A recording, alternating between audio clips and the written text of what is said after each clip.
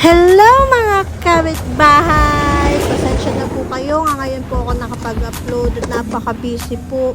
At saka ito na lang po ang mga natira kong ulam.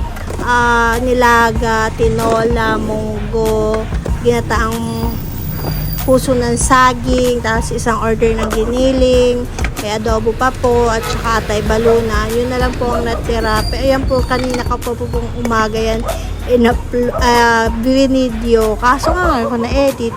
Tapos, ongoing pa din po ang paggagawa ng kanal, pero medyo malapit na matapos. Kulang na lang po ng takip dito sa may harapan. Yun sa kabilang side naman sila. Tapos, after po ko magluto kanina, inayos ko ang mga pinamili ng aking mag-ama. Sila po ang namili. Ako ang nagluto, ang inyong kusinera. Ginagayat ko na po ang mga gulay para madali na po siyang itago sa ref para hindi po takaw space. Ayan, himay ko ang kangkong. Tapos yung sitaw kanina.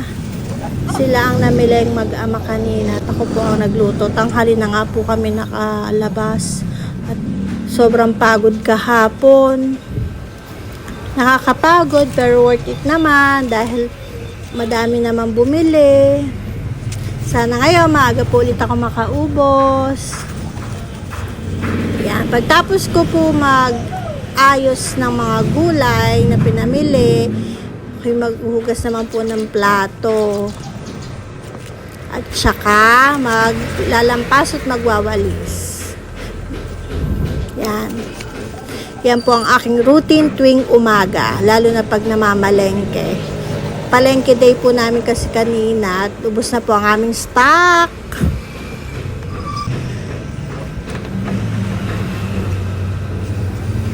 Yeah. Linis-linis para habang walang customer.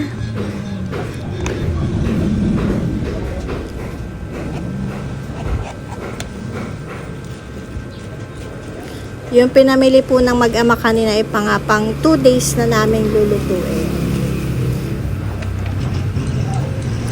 Para mga karne na lang ang bibilin tuwing umaga. Yan, hugas-hugas habang walang customer para hindi po matambakan ng hugasan.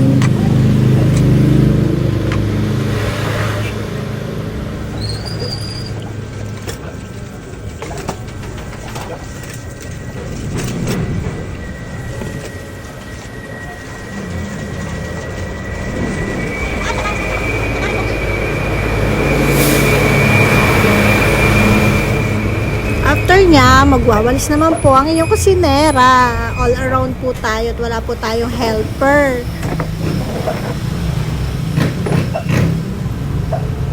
Yan. Maliit naman po ang aking tindahan kaya madali naman po linisin. Tapos magmamap tayo kasi madaling madumihan ang tiles gawa ng gabok.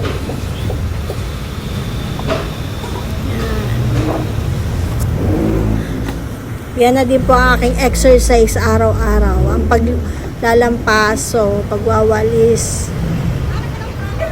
Yan, dumating po dyan ang aking asawa at may pasalubong.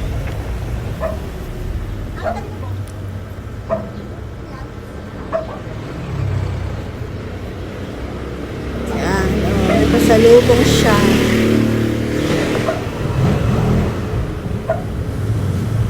After nyan, pahinga muna ang inyong kusinera habang naghihintay ng customer, tapos mamaya ulit.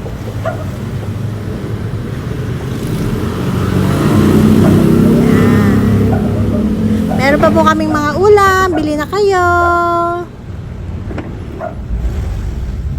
Tapos, panoorin naman natin ang time-lapse bago ako magsarado ng tindahan. Magandang gabi mga kapitbahay! Mag-timelapse muna tayo ng mga ginawa ko kanina sa tindahan bago magsarado.